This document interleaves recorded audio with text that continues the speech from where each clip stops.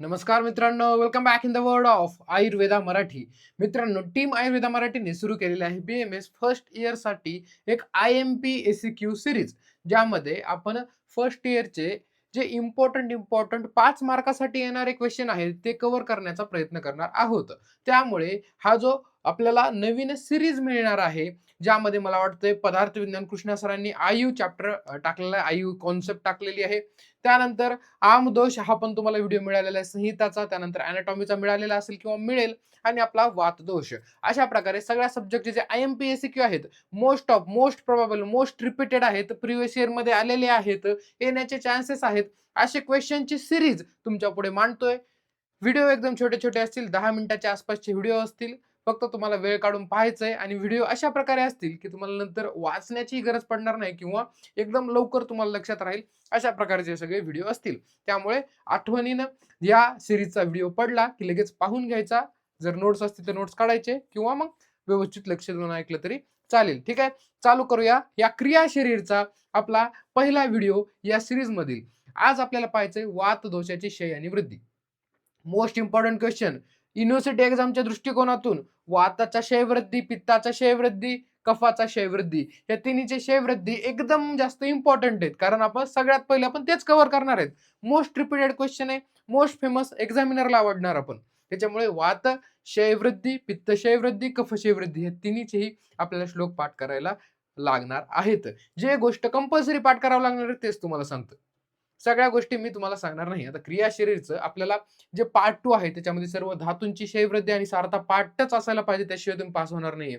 त्याचबरोबर या पेपर 1 मध्ये वात, पित्त, कफ याची क्षयवृद्धी, गुण हे आपल्याला पाठ असल्याशिवाय आपण पास होऊ शकणार नाही. ही काळ्या दगडावरची लाल रेघ म्हणा, नाहीतर पांढरी रेघ म्हणा, परंतु तुम्हाला करावंच लागणार आहे. रडत रडत करा, पण करावंच लागणार आहे. तुम्ही पास याशिवाय होणार नाही. मला वाटतं एक बॅकचा विद्यार्थी मलाच आत्ताच भेटलेला होता 1 महिन्याखाली. त्याला विचारलं, "का बरं तुझा क्रिया शरीर हा विषय राहिला? बाकीचे निघाले." त्याला विचारलं मी, हळू त्याच्याकडून जाणून घेण्याचा प्रयत्न केला. तेव्हा कळालं, की त्याला श्लोकच पाठ नाहीये क्रिया शरीरचे. क्रिया शरीरचे त्याला क्षयवृद्धी नाही, सारता नाही, कसल्याच प्रकारचा त्याला एकही श्लोक पाठ केलेला त्याने नाहीये. बरोबर आहे. पुढे चलून जेव्हा तुम्हाला सेकंड इयरला येताल किंवा वेगळे सब्जेक्ट आहे, याच्यामध्ये सगळ्याच गोष्टींचे श्लोक पाठ करायची गरज नाही. परंतु क्रिया शरीर असा सब्जेक्ट आहे मित्रांनो, एकदम बेसिक आहे आयुर्वेदाचं. त्यामुळे या ज्या गोष्टी आहेत, या श्लोका अपेक्षितच असतं, म्हणजे एक्झामिनरलाच अपेक्षित असतं, की तुम्ही श्लोक लिहायलाच पाहिजे या कन्सेप्टचे. त्यामुळे याची सर्वाची क्षयवृद्धी तुम्हाला मुखपाठ करावी लागणार आहे. आता समजून घेऊया आपला प्रश्न. ठीक आहे, आपण बाकी बोलत राहिलो तर जास्त वेळ जाईल. आपण स्ट्रॅटेजिस्टचे वेगळे व्हिडिओ बनवूया, गप्पा मारायला वेगळे व्हिडिओ आपण बनवूया. ठीक आहे, ऑलरेडी 3 मिनिटं गेलेत. वात दोषाची वृद्धी लक्षणे आपल्याला पाहायचे. हा श्लोक तुम्हाला पाठ करायचा आहे. अर्थ एकदम छान प्रकारे समजून घेतला, श्लोक असा पाठ होईल तुम्हाला. त्यामुळे आपण काय करायचं, पहिले व्यवस्थित समजून घ्यायचंय वात दोष वृद्धीची लक्षणे. वात दोष वृद्धी म्हणजे काय, पहिलं तर समजून घ्यावं लागेल. वात दोषाची वृद्धी म्हणजे जे वाताचे गुण आहेत ते शरीरामध्ये वाढलेले आहेत. काय म्हणतोय, वात दोषाची जी वृद्धी म्हणजे काय, ते वात दोषाचे जे गुण आहेत ते शरीरामध्ये वाढले आहेत. कोणते गुण आहेत मग वाताचे? तत्र वृक्ष लघु शीत. काय काय? तत्र लघु शीत, वृक्ष, ठीक आहे, शीत, त्याच्यानंतर खर, सूक्ष्म, चल आणि अनिल, हे वाताचे दोष आहेत. हे सगळे वाढणं म्हणजेच काय, वात दोष याची वृद्धी झालेली आहे. काय म्हणतोय मी, वात दोषाची वृद्धी होणं म्हणजे काय, वात दोषाचे गुण शरीरामध्ये वाढलेले आहेत. मग ते गुण कोणते आहेत? तत्र वृक्ष लघु शीत. कोणकोणते म्हणतोय? वृक्ष, लघु, शीत, सूक्ष्म, चल, अनिल, हे वात दोषाचे गुण वाढले म्हणजेच वात दोषाची वृद्धी झाली. इथपर्यंत क्लिअर आहे? 2-3 वेळा सांगितलं, कन्सेप्ट क्लिअर असेल. का बरं होते ही वाताची वृद्धी मित्रांनो? वात दोषाचे गुण का बरं वाढलेत? आपण असं काहीतरी अन्न घेतलंय, असं काहीतरी आहार घेतलाय, अशा काहीतरी आपण विहार म्हणजेच आपलं बिहेवियर आहे, ज्याच्यामुळे हे गुण वाढत आहेत. जसं की तुम्ही आता शिकलेला असाल किंवा शिकाल, की वात दोष हा कोणत्या रसांमुळे वाढतो? जसं की हा कटू, तिक्त, कषाय या 3 रसांचं अतिप्रमाणामध्ये जर सेवन केलं तर काय होतं? हा वातदोष वाढतो. काय म्हणतोय? आहाराबद्दल बोलतोय. कटू, तिक्त, कषाय या रसाचं अतिप्रमाणामध्ये जर सेवन केलं तर हा वात दोष वाढतो, म्हणजेच वाताचे गुण वाढतात. किंवा वाताचं जे बिहेवियर आहे, अति थंडीमध्ये जातोय किंवा अति प्रवास करत आहे, उंटावरून प्रवास करत आहे पाय मोकळे सोडून, अशा प्रकारचा विहार जरी केला, म्हणजे या वाताच्या गुणाच्या समान जर आपण बिहेवियर केलं तरी सुद्धा या वाताची वृद्धी होते. ठीक आहे. हे श्लोक पाहायच्या आधी तुम्हाला कोणत्या गोष्टी कळाल्या? वात दोषाची वृद्धी म्हणजे काय? वात दोषाचे गुण शरीरामध्ये वाढत आहेत, म्हणजेच वात दोषाची वृद्धी होत आहे. का होत आहे? कारण आपण त्या हेतूचं सेवन करत आहोत. हेतू म्हणजे काय? रिझन. का बरं हे सगळं वाढत आहे? ते आपण हेतूचं सेवन करत आहोत. हेतू काय आहे याच्यामध्ये? मग कटू, तिक्त, कषाय रसात्मक आहार घेत आहोत. त्याच्यामुळे काय होत आहे? या वाताची वृद्धी होत आहे. आता समजून घेऊया वात वृद्धीची लक्षणे, वात दोष वृद्धीची लक्षणे. जर आपल्या शरीरामध्ये वात दोषाची वृद्धी झाली तर ही लक्षणे आपल्या शरीरामध्ये दिसून येणार आहेत. कळतंय? आता आपण समजूया, आपण काहीतरी हेतू सेवन केलेला आहे, त्यामुळे आपल्या शरीरामधील काय झालेलं आहे? हे वात दोष आहे, याची वृद्धी झालेली आहे. मग काय काय लक्षणं आता या माझ्यामध्ये दिसणार आहेत किंवा ते पेशंटमध्ये दिसणार आहेत, आपण समजून घेऊया. पहिलं बघा, वृद्धस्तु करुते अनिल, म्हणजे वात. अनिल म्हणजे काय? वात. वृद्धस्तु म्हणजे वाढला. काय झालंय मग? कार्श्य कार्ष्ण. पहिला शब्द बघा काय आहे? डायरेक्टली आपण श्लोक वाचूया आणि फ्लो चार्ट देतो मी एक.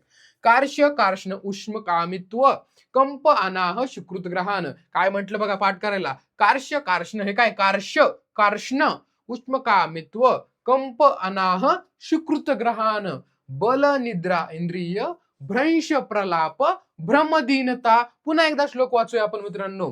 कार्श्य कार्ष्ण उष्म कामित्व कंप अनाह सुकृत ग्रहान बल निद्रा इंद्रिय भ्रंश प्रलाप भ्रमदीनता. हा श्लोक आपला पाठ करायचा आहे. आता याचा वर्ड बाय वर्ड आपण अर्थ समजून घेऊया.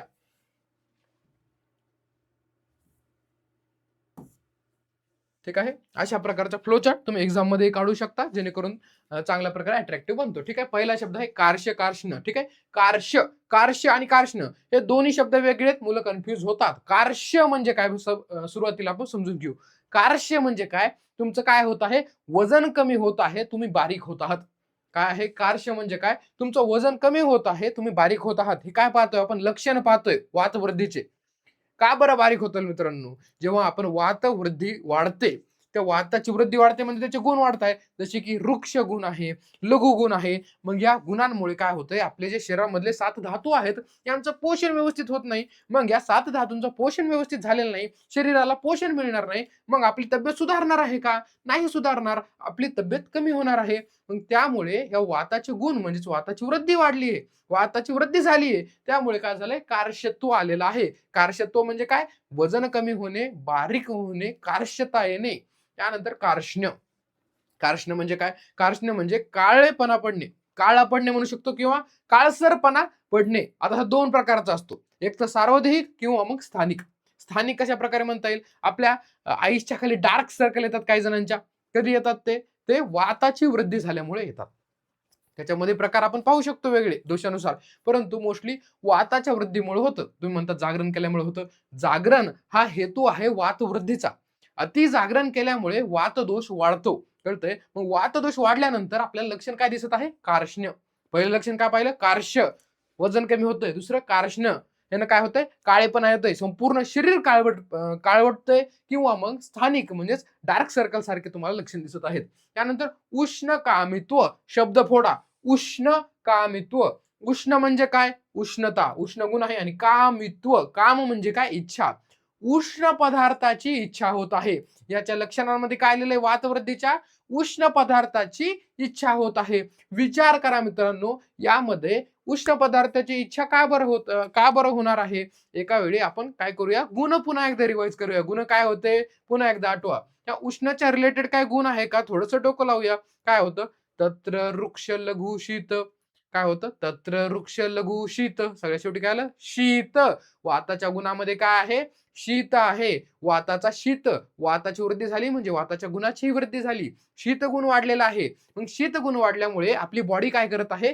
उष्ण गुणाच्या पदार्थाची इच्छा करत आहे. बघा, उष्ण कामित्व, उष्ण पदार्थांची, उष्ण गोष्टींची इच्छा आपली बॉडी करत आहे. कळतंय? थंडीमध्ये काय होतं? जेव्हा सगळीकडे थंड वातावरण असतं, आपल्याला हीटर पुढे जाऊन बसावंसं वाटतं. म्हणजे काय? आपली बॉडी उष्ण पदार्थाची इच्छा करत आहे. त्याला काय म्हणायचं? उष्ण कामित्व. उष्ण पदार्थांची सुद्धा, खायला सुद्धा आपल्याला गरम गरम खायला आवडतं. पहिलं काय पाहिलं? कार्श वजन कमी होतोय, कार्ष्ण काळवंटतोय, उष्ण कामित्व उष्ण पदार्थांची इच्छा होत आहे, कंप कंप म्हणजे व्हायब्रेशन्स होत आहे, वात वृद्धीचं लक्षण काय आहे, व्हायब्रेशन होत आहे. म्हातारी माणसं तुम्ही पाहिले असताल कधी कधी कधी काय होतं, त्यांचं वय जास्त वाढल्यामुळे त्यांचं काय होतं, असा हात थरथरायला लागतो, हात थरथरायला लागतो. काय होतं, त्यांच्यामध्ये वाताची वृद्धी झालेली असती. जसं जसं माणूस म्हातारा होतं त्याच्यामध्ये वात दोषाची वृद्धी होत जाते आणि त्याच्यामुळे अशा प्रकारचे कंपासारखे लक्षणे आपल्याला पाहायला मिळतात. कळालं? कार्श कार्ष्ण उष्मकामित्व, त्याच्यानंतर कंप, त्याच्यानंतर अनाह. अनाह म्हणजे काय, वात दोषाचं स्थान काय मला सांगा. वात दोषाचं स्थान आहे, वात दोषाचं मुख्य स्थान म्हणता येईल पक्वाशय आहे. इंग्रजांच्या भाषेत काय म्हणतो त्याला आपण, इंग्रजांच्या भाषेमध्ये आपण त्याला लार्ज इंटेस्टाईन किंवा मोठे आतडे असं म्हणत असतो. हे काय आहे, वात दोषाचं स्थान आहे. मग हा वात दोषाची वृद्धी झाल्यानंतर या पक्वाशयामध्ये वात साठायला लागतो. मग या वाताचे गुण सुद्धा वाढायला लागतात, जसं की वृक्ष गुण आहे. मग पक्वाशयामध्ये लार्ज इंटेस्टाईन मध्ये हे वृक्ष गुण वाढल्यामुळे काय होईल, जो आपला मल आहे, वायू आहे, तो इझिली बाहेर पडणार नाही आणि अशामुळे आपल्याला अनाह हे लक्षण पाहायला मिळतं. कळालं? योग्य प्रकारे वायू आणि पुरुष शरीराच्या बाहेर पडत नाहीत आणि आपल्याला थोडंसं पोटदुखीसारखं सुद्धा लक्षण याच्यामध्ये दिसतं. त्याला काय म्हणतो आपण, अनाह. कार्श कार्ष्ण उष्मकामित्व कंप अनाह. आता पुढे काय आहे मित्रांनो, सुकृत ग्रहण, त्याचबरोबर बल निद्रा इंद्रिय भ्रंश प्रलाप आणि भ्रम. ठीक आहे, खालून चालू करू. भ्रम. भ्रम म्हणजे काय, आपल्याला भ्रम व्हायला लागतो मित्रांनो, आपल्याला वेगवेगळ्या गोष्टींचे भ्रम व्हायला लागतात, चक्कर आल्यासारखं व्हायला लागतं. प्रलाप, बोलणं हे कार्य कोणत्या दोषाचं आहे, वात दोषाचं कार्य आहे. बोलणे हे कोणाचं कार्य, वात दोषाची कार्य. प्रत्येक दोषाची कार्य पण आहेत ना, वात दोषाची कार्य, पित्त दोषाची कार्य, कफ दोषाची कार्य. हे फक्त दोष म्हणजे दूषित करायचंच काम नाही, तर आपल्या शरीरामध्ये काम पण करता हे. मग हे बोलणे हे कार्य जर वात दोषाचं असेल तर वात दोषाची वृद्धी होते, म्हणजे बोलण्याची सुद्धा क्रिया काय होते, वाढते. म्हणजे प्रलाप, प्रलाप म्हणजे अति बोलणे, त्याचबरोबर म्हणजे विषय नसताना बोलणे, अति प्रलाप करणे, काहीही बोलत राहणे, याला काय म्हणतो आपण, प्रलाप म्हणतो. किंवा असंबंध बडबड म्हणू शकतो आपण त्याला, काही विषय नाही तरी सुद्धा बडबड करतोय, त्याला काय म्हणायचं, प्रलाप. इथं एक्सप्लेन करताना कसं लिहायचं, वात दोषाचं कार्य काय आहे, वात दोषाचं कार्य आहे बोलणे. मग जर वात दोषाची वृद्धी होत आहे, त्यामुळेच काय होतंय, हे बोलण्याची क्रिया सुद्धा वाढतंय, त्याला आपण काय म्हणतो, प्रलाप, असंबंध बडबड. त्याच्यानंतर बल निद्रा इंद्रिय भ्रंश. बल, आपल्या सर्व धातूंचं पोषण होत नाहीये वात दोष वाढल्यामुळे, सर्व धातूंचं पोषण होत नाही, त्यामुळे आपली जे स्टॅमिना आहे, जे स्ट्रेंथ आहे, जो बल आहे, तो कमी होऊन जात आहे. त्याच्यामुळे बलाचं काय होतंय, भ्रंश. त्याचबरोबर निद्रा, याचा सुद्धा भ्रंश होत आहे, व्यवस्थित झोप आपल्याला लागत नाहीये. त्यानंतर इंद्रिय, जे इंद्रिय आपले पूर्ण म्हणजे क्षमतेने काम करणार होते, तेवढ्या क्षमतेने हे इंद्रिय वात वृद्धी झाल्यानंतर उपयोगी येणार नाहीयेत, म्हणजे उपयोगी येणार नाहीयेत, ते योग्य रीतीने काम करणार नाहीत. म्हणजे त्यांचे जर 100% जर कार्य करायची क्षमता असेल तर ते 70%, 50%, 40%, 30% असं व्हायला लागते. ठीक आहे, अशा प्रकारे होतं वात दोषाचे वृद्धीचे लक्षण. ठीक आहे, आता आपण पाहूया वातवृद्धीच्या क्षयाची लक्षणे. ठीक आहे, 13 मिनिटाचा व्हिडिओ झाला, थोडासा मोठा व्हिडिओ झालेला आहे आपला, कारण आपण सुरुवातीला गप्पा मारल्या, नाहीतर प्रत्येक व्हिडिओ पुढचे 10-10 मिनिटाच्या आतमध्ये असतील. ठीक आहे, मला खाली सांगा जर तुम्हाला बोर होत असेल तर पुढचे व्हिडिओ थोडेसे आणखी आपण फास्ट मध्ये घेऊया. मी काय करतो, प्रत्येक व्हिडिओमध्ये थोडासा गायडन्स मध्ये देण्याचा प्रयत्न करतो, म्हणजे तुम्हाला एक व्हिडिओ सोबतच तुम्हाला एक बाकीचा पण सिलेबस कव्हर करण्याची एक दिशा मिळून जाते. ठीक आहे, पुन्हा आपण बडबड करायला लागलो, मुद्द्याकडे येऊया. बोलण्यासाठी आपण वेगळे व्हिडिओ बनवूया. वातदोष क्षय लक्षणे. वातदोषाची क्षय लक्षणे पुन्हा एकदा सांगतो, वातदोष क्षय होतोय म्हणजेच काय होतंय, वाताचे गुण कमी होत आहेत आणि त्याच्यामुळे जे शरीरावरती लक्षणे दिसत आहे तेच पुढे काय आहेत, वात दोष क्षयाची लक्षणे. पहिलं काय दिलं बघा, लिंगे शनी अनिले. काय दिले, लिंगे शनी अनिले. लिंग, लिंग म्हणजे काय, लक्षण. लिंग म्हणजे काय, लक्षण. एक मिनिट, हे काय आहे, लक्षणे. शिने म्हणजे काय, क्षय. अनिले म्हणजे काय, वाताला पर्यायी शब्द दिलेला आहे. अंगस्य साधो अल्प, अंगाचा साध झालेला आहे. अंगाचा साध झालेला आहे म्हणजे काय, अंग एकदम म्हणजे दुखत आहे, हलके झाल्यासारखं वाटत आहे. काय झाले, अंगस्य साधो म्हणजे काय, अंग दुखत आहे. त्याचबरोबर अंगाची म्हणजे आपलं कसं एकदम अंग दुखायला लागतं एकदम खूप प्रवास केल्यानंतर, त्या प्रकारे. त्याच्यानंतर अल्पभाषित हितम, आपण वृद्धीमध्ये काय पाहिलं, बोलणे ही क्रिया कोणाची, वात दोषाची. मग जर वातदोष वाढल्यानंतर प्रलाप हे लक्षण दिसत असेल, अति बोलणे हे लक्ष दिसत असेल, तर मग वातदोष कमी झाल्यानंतर वातदोषाचे कार्यही कमी होणार. म्हणजेच हे अति न बोलणं म्हणजे कमी बोलणं, अल्पभाषित हितम, कमी बोलतो. ज्या व्यक्तीमध्ये वातदोषाची काय झालाय क्षय झालेला आहे, तो व्यक्ती काय करतो, कमी बोलतो किंवा कमी बोलणे हिताचे समजतो. अल्प भाषित हितम. त्यानंतर संज्ञा मोह, संज्ञा मोह तथा, संज्ञा मोह तथा श्लेष्म वृद्धी. त्याचं काय झालेलं आहे, श्लेष्मावृद्धी म्हणजे काय, हे असे लक्षण आहेत ज्याला काय होते की अतिप्रमाणामध्ये गोंधळ सहन होत नाही, शब्द अतिप्रमाणात सहन होत नाहीत त्या व्यक्तीला, ज्यांच्यामध्ये वाताचा क्षय झालेला आहे. त्याच्यानंतर त्यांच्यामध्ये काय होतं, श्लेष्माची वृद्धी. श्लेष्म कशाचा पर्याय शब्द आहे, कफाचा.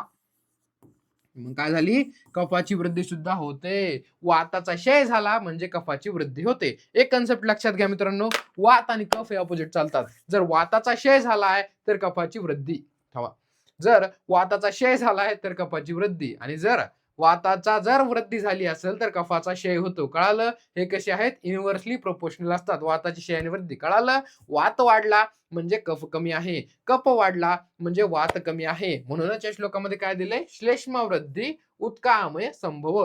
श्लेष्म वृद्धीमुळे आपल्याला कफगत कफाची रोग, आमय संभव म्हणजे काय, रोग उत्पन्न होताना आपल्याला दिसून येतात. अशा प्रकारे होती ही वाताची क्षय आणि वृद्धी. चला रिवाइज करा पटपट, झटपट, पटापट. काय काय होतं मित्रांनो, अनाह, कार्श कार्ष्ण उष्म, कामित्व, कंप अनाह, सुकृत ग्रहण, बरल निद्रा, इंद्रिय भ्रंश, प्रलाप, भ्रम दीनता. दीनता, भ्रम दीनता. दीनता म्हणजे काय, मनाचं दौर्बल्य आपल्याला म्हणता येईल. मनोदौर्बल्य त्या व्यक्तीमध्ये होतं. आणि दुसरं काय पाहिलं, वात दोषाचा क्षय. ते काय आहे, लिंगशने अलील अंगशात अल्पभाषित हितम, संज्ञा मोहतता श्लेष्म वृद्धी उत्कामय संभव. एवढा सोपा होता वातदोषाची क्षय आणि वृद्धी. आता पुढे तुम्हाला काय जर अवघड जात असेल, काही मनामध्ये डाऊट असेल किंवा कशाबद्दल गायडन्स पाहिजे असेल, कमेंट बॉक्समध्ये सांगायचं. लाईकचं बटन हिट करायचं, हाईप वरती क्लिक करायचं, म्हणजे जास्तीत जास्त मुलापर्यंत पोहोचेल आणि आम्हाला जास्तीत जास्त व्हिडिओ पोहोचवण्याची एनर्जी तुमच्यापर्यंत मिळत जाओ. ठीक आहे, thank you very much. All the best मित्रांनो.